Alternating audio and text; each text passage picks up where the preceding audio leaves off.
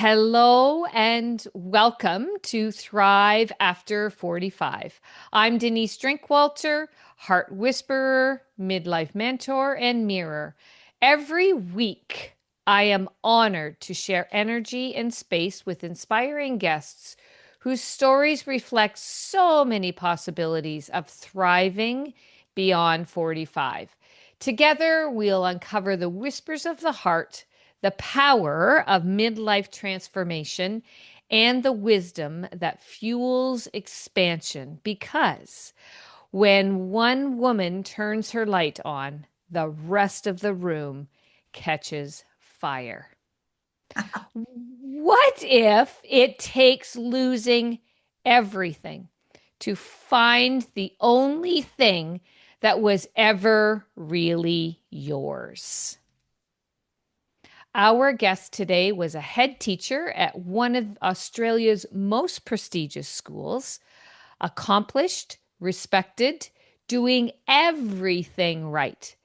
And then death arrived, her son's and nearly her own. Everything she thought she was fell away. What rose from that silence wasn't grief. It was a woman who finally stopped performing the role she'd been handed and started playing herself. She packed up, crossed the world, and settled on the English moors, and she started writing.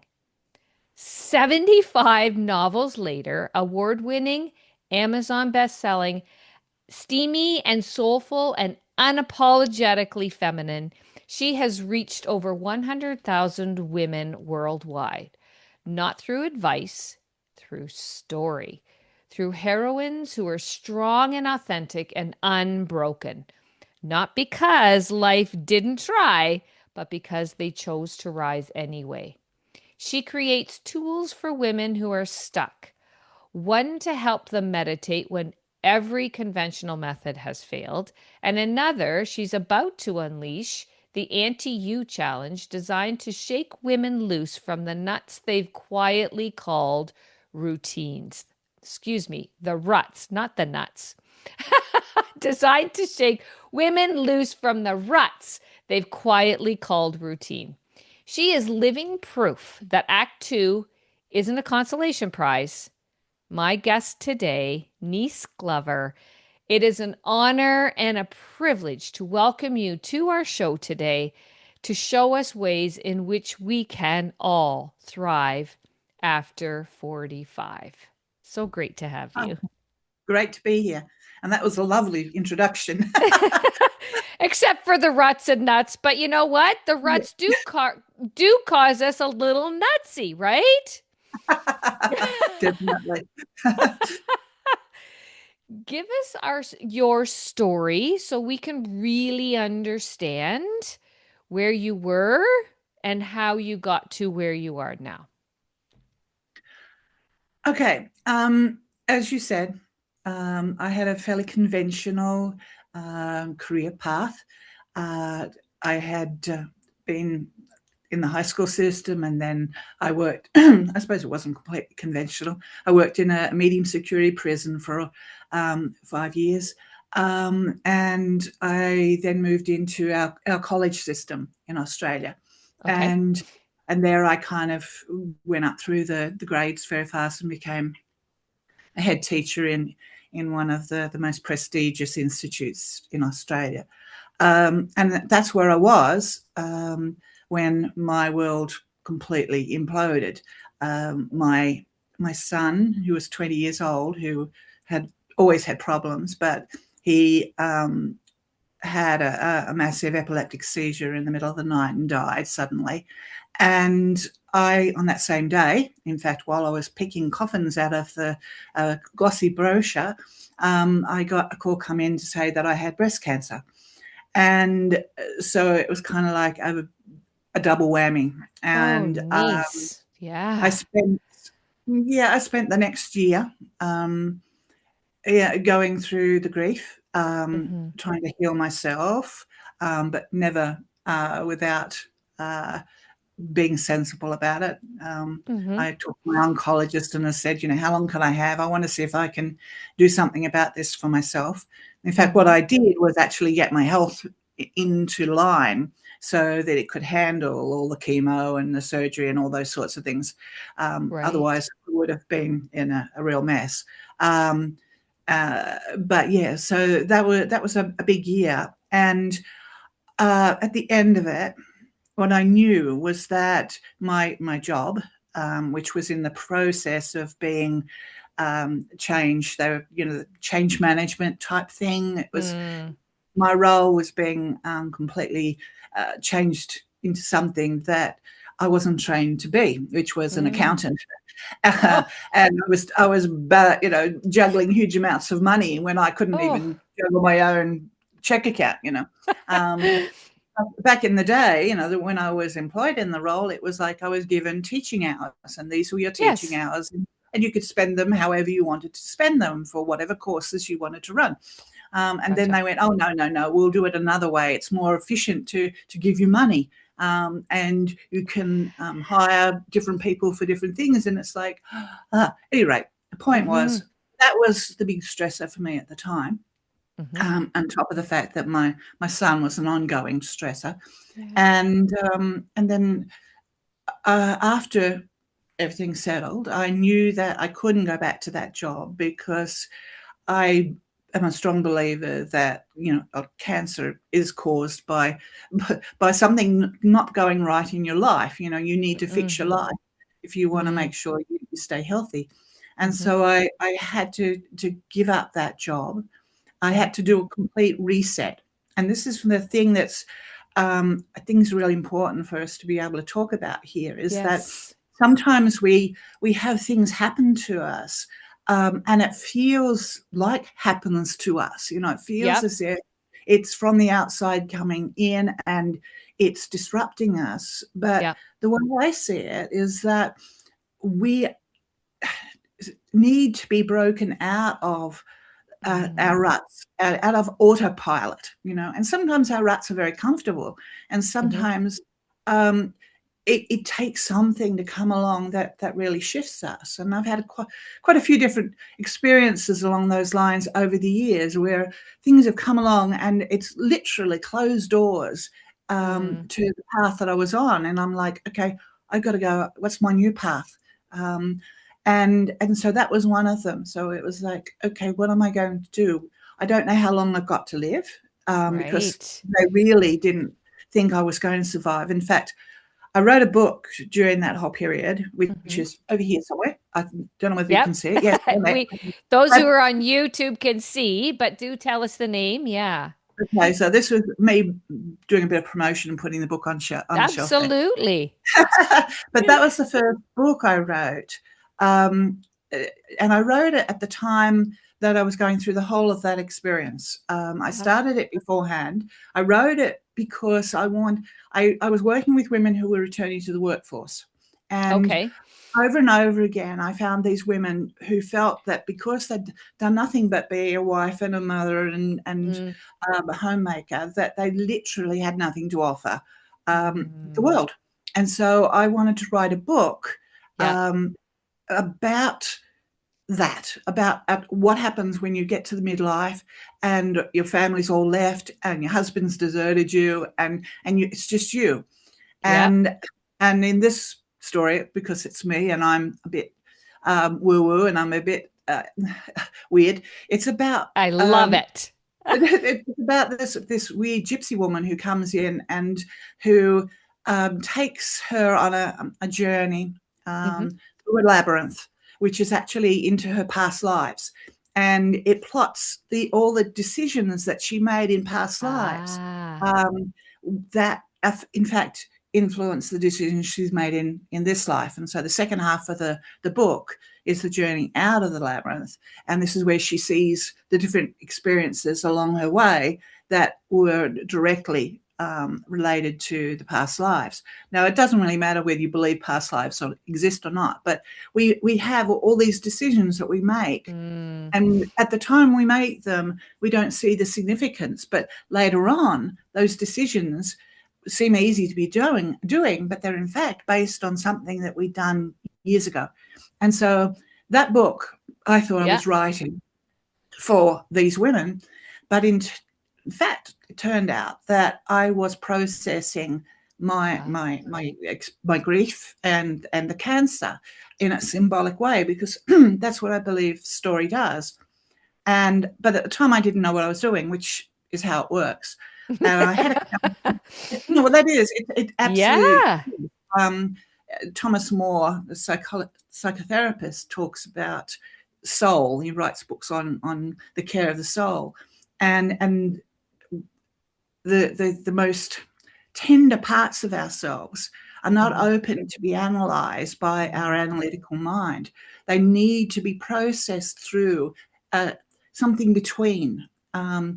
A filter, so it's not as dramatic. And so story is a wonderful way to put just a layer between Yep. us and reality. And so what happened with that particular book was that I got to the end of the book, and I gave it to my friend who was also the counselor at the college that I was Sure. at, and she was a Buddhist, and that was important. Hmm. And she read the book, and she said, well, what are these invaders that are running all the way through this story? And I went, they're just, the conflict. That's just part of the plot. And she just nodded sagely and left it very wisely. And it wasn't until I had the book in my hand, Hmm. because that was way back before the indie revolution, and if you published a book, it was vanity press. But I Sure. was so determined that I wanted this book to be out in the world, Hmm. Hmm. that I did. I published it myself, even though I had it um, assessed first, because I wasn't going to publish rubbish. So I had Right. I paid for it to be properly assessed and edited. Sure. But anyway, I had this book in my hand, and suddenly I remembered what my friend had said, and the penny dropped, and I went, invaders, cancer. I'd been symbolically working through Mm. my experience with cancer through this intermediary of story. And but I at the time, if I'd known when I was writing it, it would have stopped the process. It would have I got in the way. My mind would have got in the way of it all. And so yeah, I didn't realize how significant what I was doing until my oncologist was kind of wondering how I bounced back so fast, and how I recovered, because it had spread from one breast to the other and into the lymph, so they Oh, really didn't wow. think I had much of a chance. Yeah. And yet here I was bouncing back, and he wanted to know why, so he wanted one of the books, and that sent me on a research kick, where I discovered that the kind of writing I was doing and was being researched, and that it was proving to be very useful in helping with conditions like breast cancer and rheumatoid arthritis, lots of those sort of conditions where there seems to be some emotional component to it. And so I created a course for my college called Writing to Heal, which was based on all of that research. So, I mean, that's kind of what I do. I have experiences in my life, and because Right. I'm basically a teacher, I then Yeah. turn around and go, okay, how can I use this with other people? What can I do with this that other people can use? Hmm. And that's just what I do. That's And that's it. That's all I do. I change lives oh, through my anyway, writing, so through your yeah, so experiences. Yeah. then I came to England. Yeah. I got through it all. I left having my breasts uh, replaced until I was Yeah. sure I was going to survive, and Yeah. then I got headhunted for school in England, and I thought, well, I'll go for 6 months, because this is on my bucket list. Sure. My family came from England, and it always felt like home, from all my stories that my dad and my grandmother used to tell me. So I Mm. decided I'll just do 6 months. And I Hmm. came to England. I lasted two weeks in the school system over here. Oh, It was horrendous. I've never seen, not the kids, but the system Right. itself Yeah. was ethically opposed to it. It was all Mm. competition. It's all jumping through hoops. Mm. What they called lead tables. So one school competes against another school, and they literally tell kids who aren't performing well to leave because they're spoiling the Oh. the, the standard of the school. And when I got told that my promotion would be based on how well my kids got through the exams, I went, no, this is not me. Yeah. And so I quit, but I couldn't bring myself to go back home. So I did Mm-hmm. a lot of different things around the place, worked for some charities and whatever. And then the indie revolution hit, and I kind of went, wow, this is my opportunity to actually see if I'm a writer. I mean, a Mm-hmm. real writer, a real writer. And I proved it. I proved Yeah. it.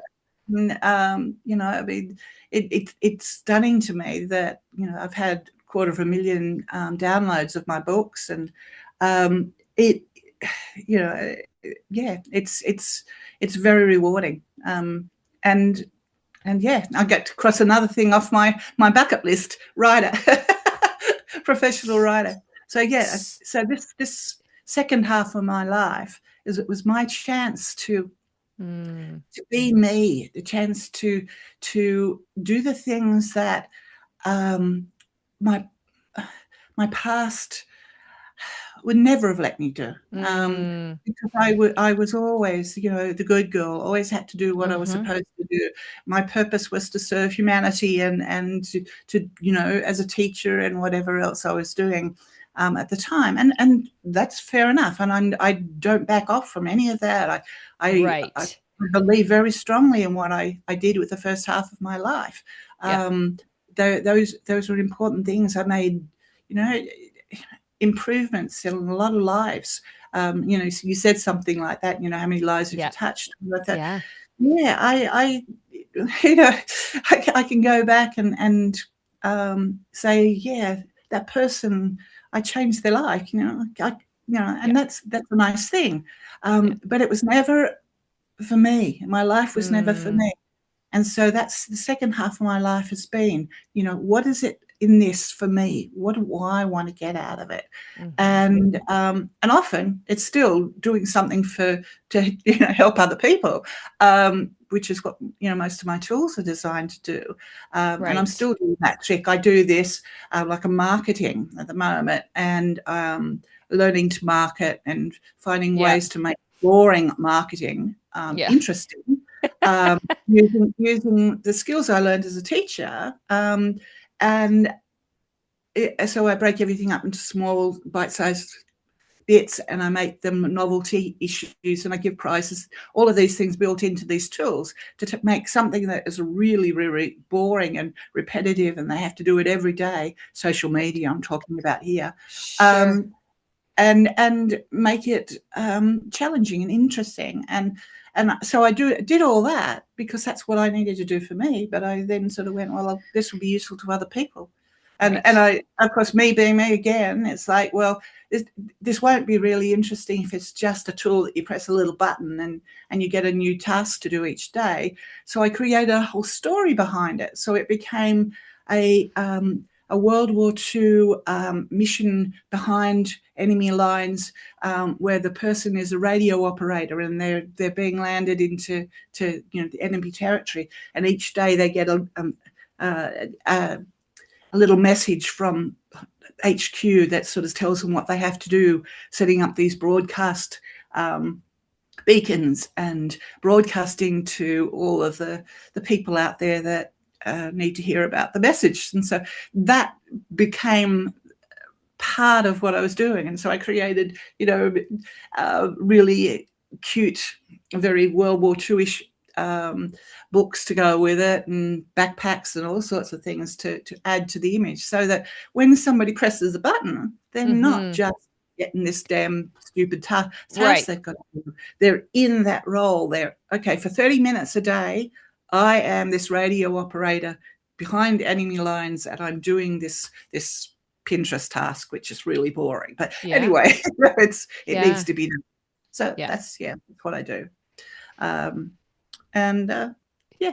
it's been a very interesting, I don't know how many years now, 20 odd years. Came over in Okay. 2006. Yeah, so 20 years Okay. now. I've been here. Yeah, yeah. So, and uh, and I don't seem to be slowing down anytime I was soon. gonna say, you had mentioned about your bucket list. Does Yeah. that continually change and adapt as you continue to change and grow and step into more of who you are all the time? I don't think I really think in terms of bucket list anymore. Okay.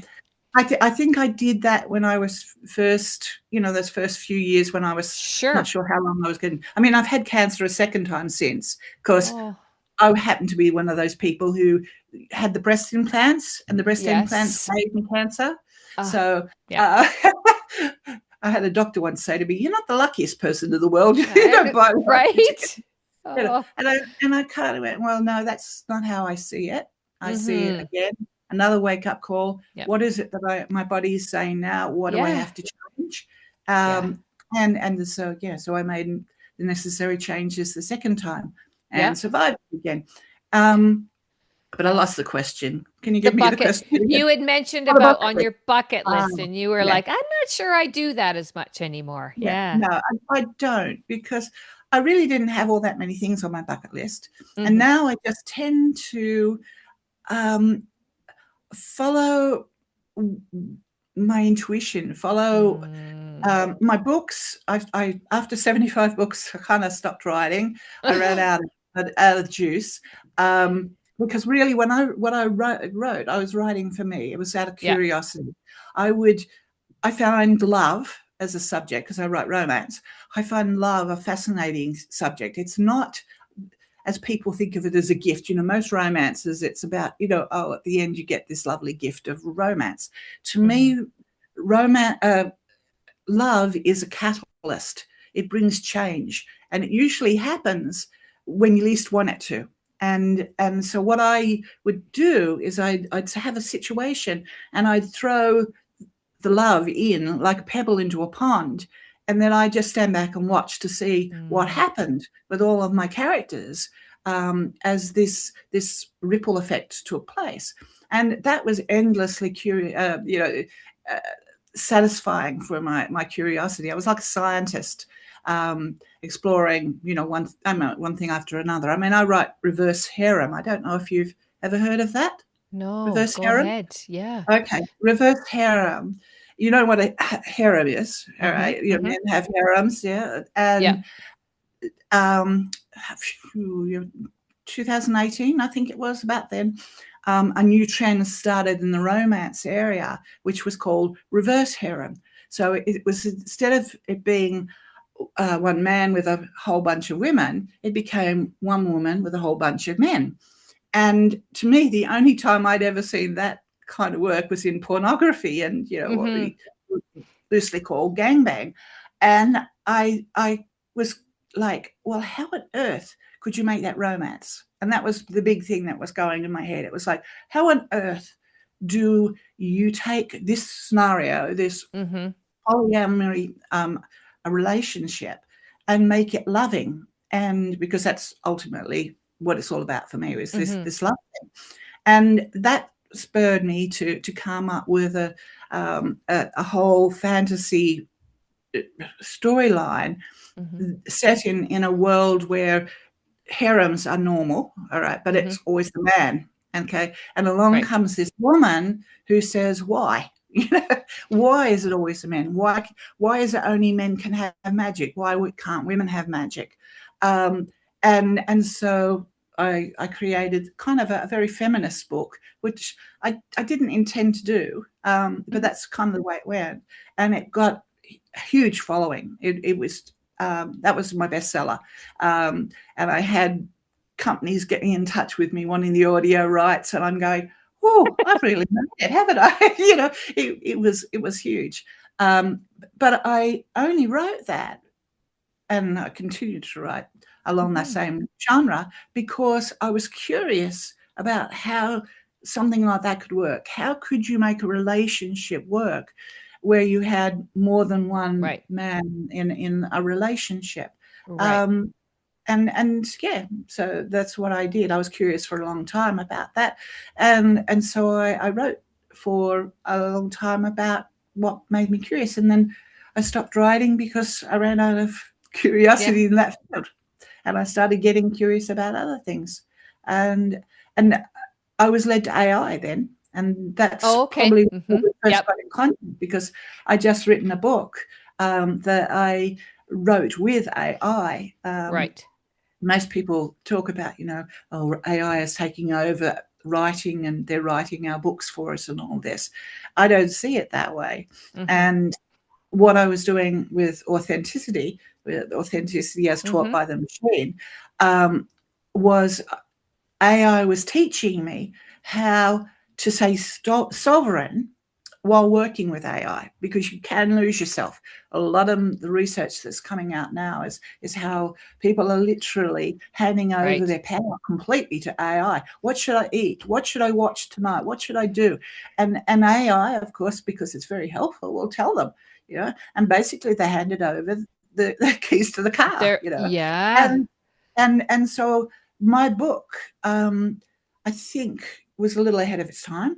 Mm-hmm. Um, and but basically, what I did was AI. I got AI to write how to be authentic, how to for Mm-hmm. humans to stay sovereign and authentic, and I wrote the other half where I processed all the information. So it was like it would write a chapter, and then I would talk about how that fitted in with the worldview as I saw it, and the questions that I had, and so by the time it was finished, it was like this almost like this discussion backwards and forwards. Yeah. And it ended, and people have complimented me about the ending, but there was a kind of an epilogue part that I added on at the end because Yeah. I the book started basically because I handed AI my book to edit. Oh, I yeah. was writing, and it completely rewrote everything. It annihilated my voice, and I was devastated. I was absolutely, Oh, and but instead of giving up AI, I went back and said, you did this. Why did you do this? yeah. And how can I stop you doing this kind of thing? And that's how the book got written. But it was interesting because right at the end, I gave AI something to edit again, and it did the same trick. Even though it had taught me how not to do it and everything, it still did the same trick. And I went and I put the whole discussion at the end of the book. And I said, turn around to AI and I said, do you realize that you did this, this, this, and this, Mm-hmm. and that you were told not to do this, this, and this, and this, but you did it anyway. Mm-hmm. And it, apologized, which it does, and usually does it again. Yep. But but yeah, it was an act of my sovereignty that I Mm-hmm. actually stood up for myself Yes, it's against the absolutely. machine and sort of said, no, this is not good enough, and I'm not happy with this, and do it again. Yep. And it's not something that women are used to doing. We're used to being polite. I Mm-hmm. mean, being impolite to a machine, even a machine, it is really hard. I mean, I say thank you when AI does something for me. I say please, and I say thank you. And people, especially men, look at me as if I'm Yep. crazy. But Yep. it's part of who we are Yeah. as women. We are Yeah. polite, and Yeah. when something seems to be human, we treat them as human. Mm-hmm. And Mm-hmm. so, there are times when I've kind of something has happened with AI, and I've smoothed it over because I don't want to hurt its feelings. And then I go, Wait a minute. Yeah. hasn't got feelings, and and so I've become quite assertive Yeah. when I work with AI, and I think that's been really good for me because Yep. I think over my life, I've Mm-hmm. tended to, in relationships, as women do, Mm-hmm. hand over Mm-hmm. a lot of my authenticity to the relationship, just to Mm-hmm. keep it running smoothly, not to rock the Yep. boat. Yep. And I'm a very strong woman, and I'm an opinionated woman. Mm-hmm. Yeah, I am. Mm-hmm. But that doesn't mean that I don't accept other people's opinions. I Exactly. do. and I think they have as much right. I mean, everything I've taught over the years has been about empowering women, Yeah. particularly empowering people to have a voice and to be themselves without them in disrupting somebody else. You know, we tend to think it's all or nothing. If we stand Yes. over here and believe this, that must mean that we are opposed to what's over here. And Yeah. but it's not. Yeah. And it's it, anyway. AI has done that for me. It's been wonderful to help me to be able to stand up for myself Yeah. and to speak my truth, even Hmm. if it's sometimes only to a machine. But And yeah, and that is exactly the components as to why we talk in this show about doing for you, by you, because of you. And stop always giving to everything else and okay and accepting everything, especially when you know in your heart, your mind, your body, your soul, it doesn't sit well with you. You can absolutely. agree to disagree and still be connected. It doesn't have to be, like you said, all or nothing, you know? Yes, absolutely. And I don't think I think that's one of the benefits, maturity and age. Hmm. The older we get, we realize that we have those choices. Whereas Yeah. when, especially young women, although I Hmm. think that's changing these days. I mean, the culture is making young women a lot more dominant than they used to be. In fact, I think they've gone too far the other way. But I Yeah. say my generation, our generation, whatever. Yeah. Um, we grew up with this idea that we needed to be not ourselves, Yeah. um, to to to keep the peace Yeah. because somebody won't like us. Because, so we have to be liked. It's important for us to be Yeah. liked. Yeah. We people please madly, Hmm. and then wonder why we feel empty inside. Yeah. Yeah. Um, but we don't get that until we get older and realize that's what's happened. And these Right. resets, as I said, these resets that are important for us to break those autopilots that Yes. we run all the time. And so for me, that was one of my experiences. And then I had an even more interesting one. Uh, when I had been in England for a while and I hadn't started writing at that stage. Oh, had I? Yes, I had. Anyway, the point was I moved very suddenly from where I was living, and I threw out all accidentally threw out all my CV, all my paperwork, all the evidence of all the things that I'd done in my life, all my qualifications, all my credentials. And when I realized what had happened, and I couldn't get them back because they'd gone in Yeah. down the tip, um, it was kind of, okay, I get it. All right, got it. Thank you. Um, Thanks for the that, message. yeah, that part of my life is finished. I can't go back, because there was always that tendency. Oh, short of money, I can apply for a job and do Yep. some of this for casual work. Yeah. And I was Yeah. being told no, no more. And so I think those resets are really essential. But at the same time, I don't believe they have to be traumatic. I think we can, Right. and that's why my little tool that I'm talking about to you Hmm. before, my anti-you little tool, Yeah.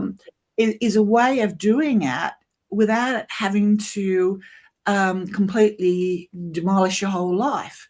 Right. Um, that little marketing tool that I was telling you about with the Hmm. World War II radio operator. Well, I decided I was getting stuck, and I heard myself going, oh no, I can't do that. No, I can't do that because it's AI. Mm. AI is saying you could do this or you could do that, and I'd be going, no, no, I can't do that. No, tried that, been there, done that, and all I heard was I was stuck. I was Yep. stuck Yep. in that negative mindset, and I Yep. needed to break myself out of it.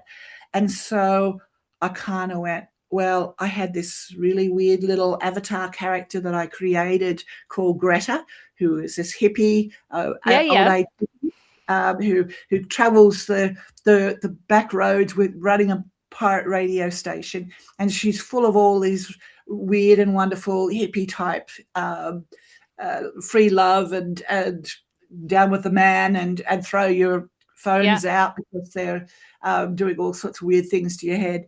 But she has a lot of this down to earth wisdom that was coming across in this Mm-hmm. YouTube show I was trying to create, Yep. and then she sort of popped up with this um, tool that I had created for marketing, and suddenly she was giving me, and I say that it sounds weird, but characters do that when you're a Yep. writer. Characters become almost real, and she Right. always was very real to me because I think she's Right. part of me. Yeah. The person who can pick up and move 12,000 miles from home, that, Right. you know, she's part of me. I just don't dye Yeah. my hair rainbow colors and ride around in Right. a trailer. Um, but yeah, so she sort of popped in and she sort of said, you need to create something that breaks people out of their ruts. And Mm. and by doing it, it broke me out of my rut because Yep. I stopped saying no, and I said, okay. And Yep. suddenly all of these things that I'd done here, there, and everywhere that hadn't worked, suddenly I was pulling all of these things in and putting Mm. them all together into this one, really crazy, zany little product that it's not going to, when comes out, it's not going to be, expensive. It's only going to be, that's £7 or something, $7. Mm-hmm. Um, that anybody can buy, and it's sort of just these kind of nutty little things that she gets you to do every day. So it's press Yeah. a little button and you Yeah. get told to dance to music that you would never dance to, or watch something on YouTube that you would never agree with and find reasons why you could agree with that. Lots of those Mm-hmm. sorts of little things that make you break free of that Yeah. this is me Yeah. and that's not me. Yeah. But why? That's a big question. Why isn't that? Yes. How can why does that mean all those things are bad?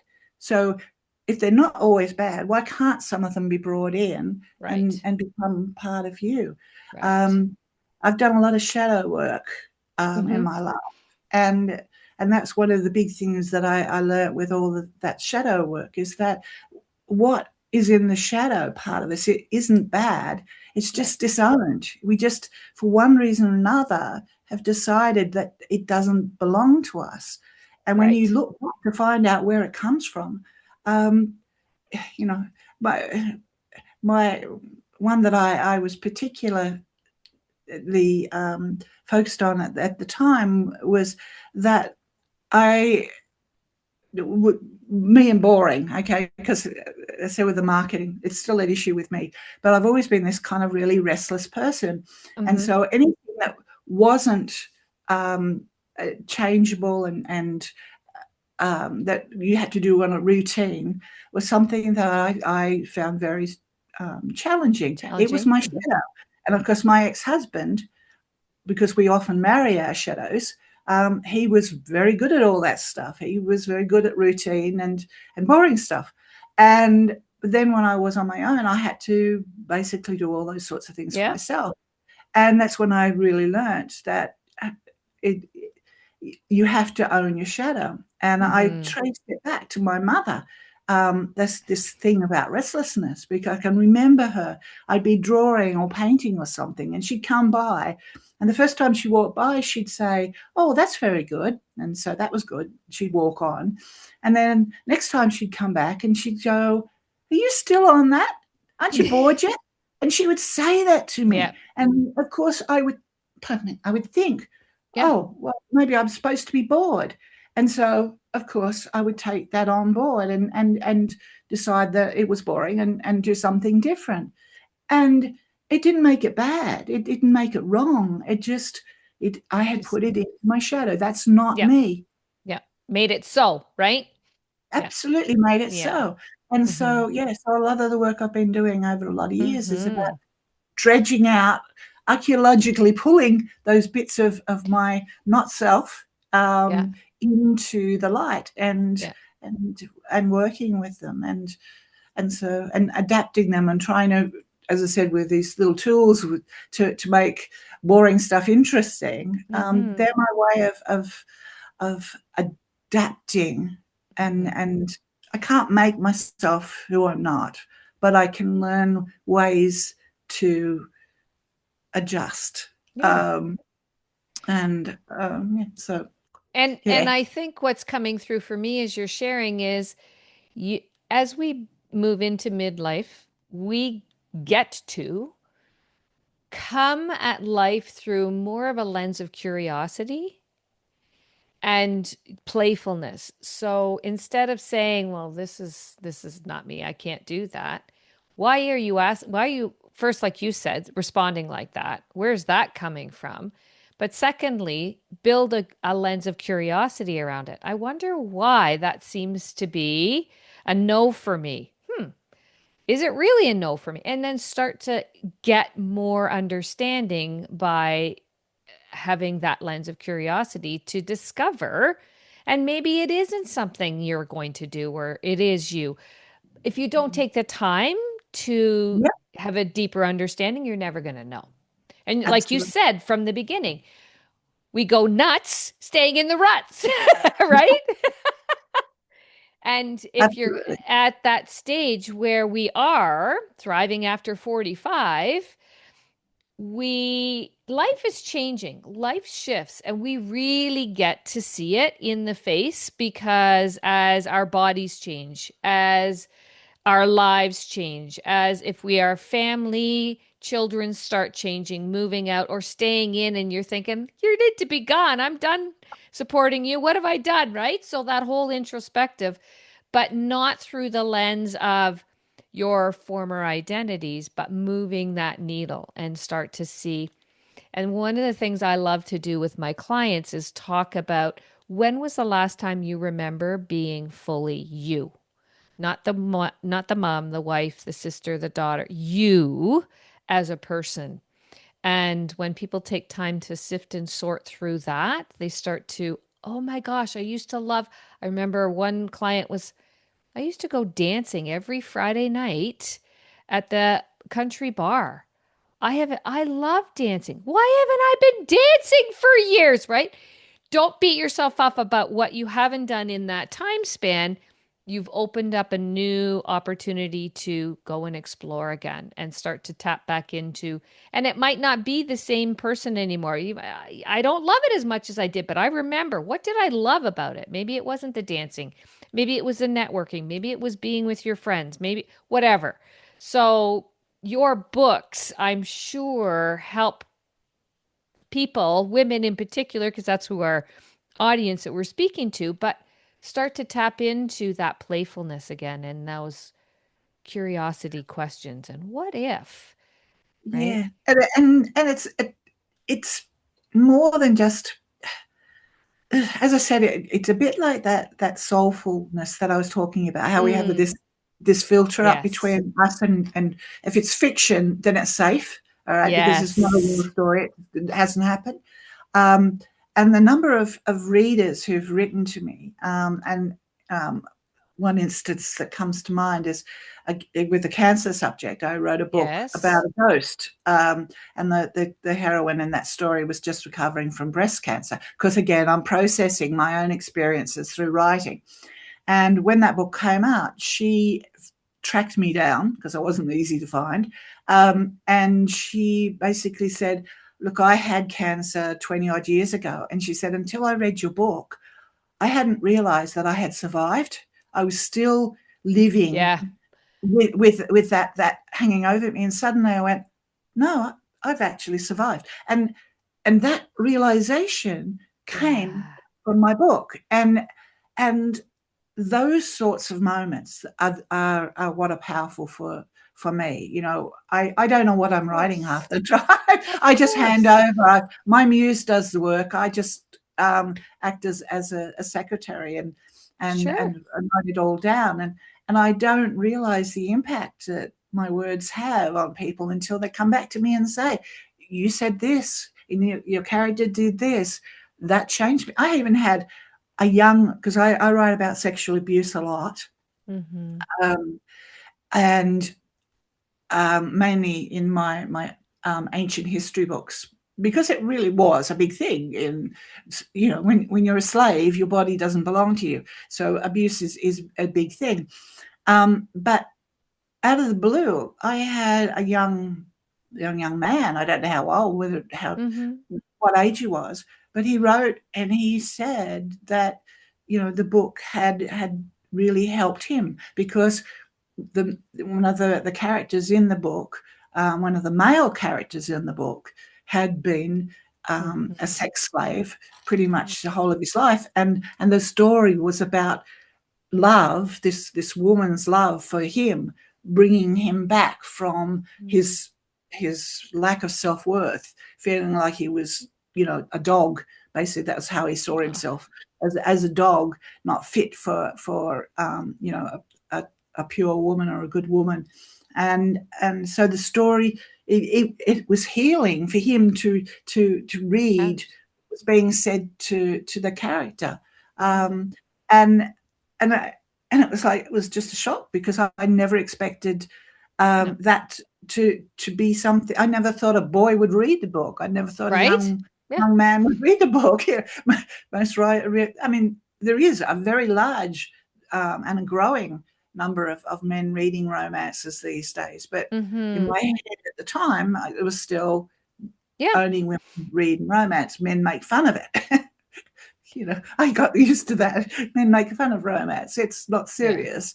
Um, Mm-hmm. but to me, it's very serious.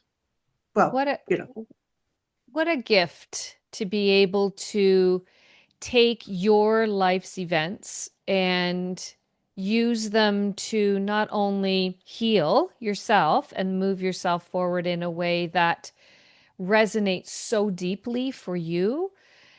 And as your journey continues, I can't imagine what's going to continue to happen for people reflecting back to you the power of your words and your work and your commitment to continuing to be more and more fully you all the time.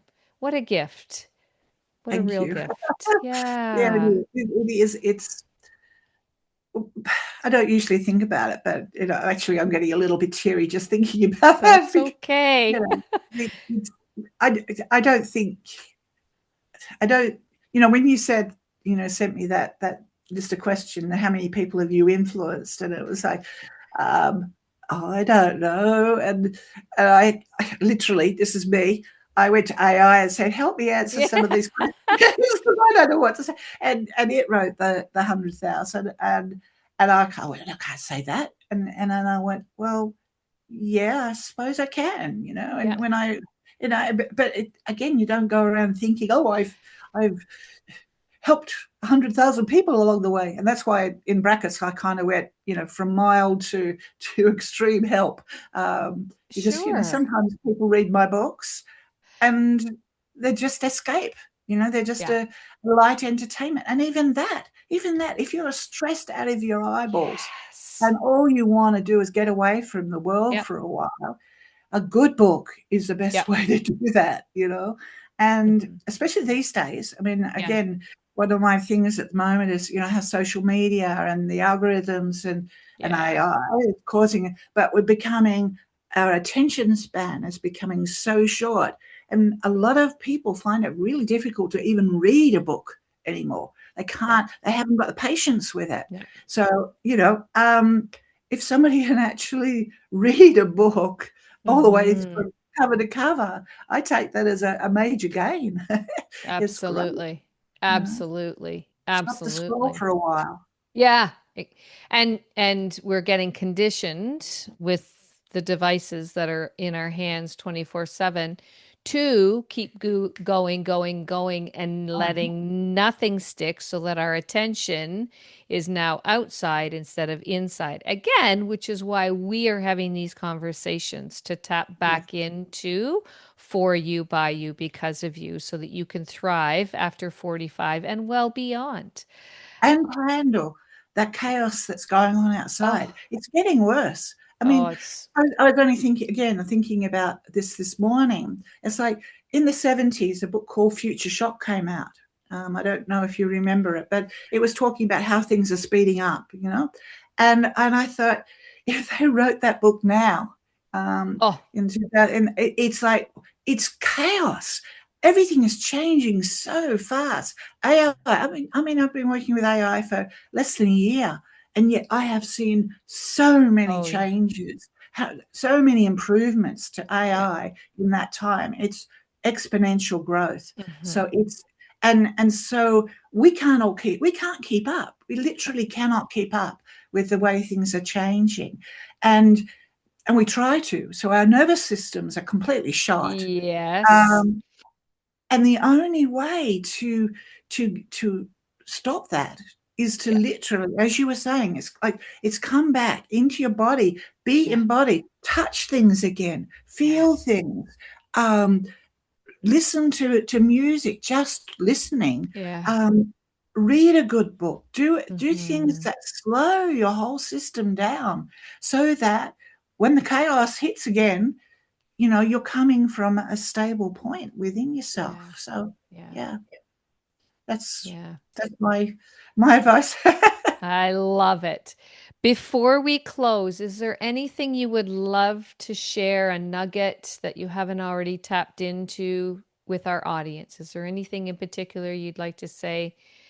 All right, ladies, thrive after 45. Here's my main message for you. You will regularly have in your life these resets, all right, where your life forces you out of autopilot. And if I had any advice to anybody, it's like, Mhm. don't let the circumstances be what create that reset. Find ways to do your own Mm, reset your autopilot. Regularly do it, sort of like the same ways we do our housework, and then our spring clean or whatever it is. We need to do that with our lives and find, okay, what's not working for us anymore, let's mm, get rid of that. What's working, what can we try now, so that we're not constantly getting to the end of our life and go, mm. uh, was that my life? Yeah, yeah, it's all been lived on autopilot, lived Hmm. a role instead of being yourself. Yeah, So yeah, that's my advice. I love Again, it. And so gratefully received on this end. There is one thing I want to bring back that we talked about prior to actually pushing record. And you were talking about, and I'd love to have it in your own words, and I'm just going to kind of share the overview, but it was around when I have my final breath, let's say, I don't want to regret the things I didn't do. Tell me what you were saying but there. Just so, yeah. yeah, I, I, I I think we all have regrets, but Hmm. I want, at the end of my life, I don't want to have regrets about the things that I haven't done. I will probably have regrets about the things I have done, because we all make mistakes, Yeah. and I believe mistakes are learning experiences. So I've had my share of learning experiences, but I don't want to get to the end of my life and go, I regret not doing this. Yeah. Um, and that's how I live my life. I Hmm. I try to never regret not doing something. Yeah. Yeah. Not crazy things, but Yeah. things.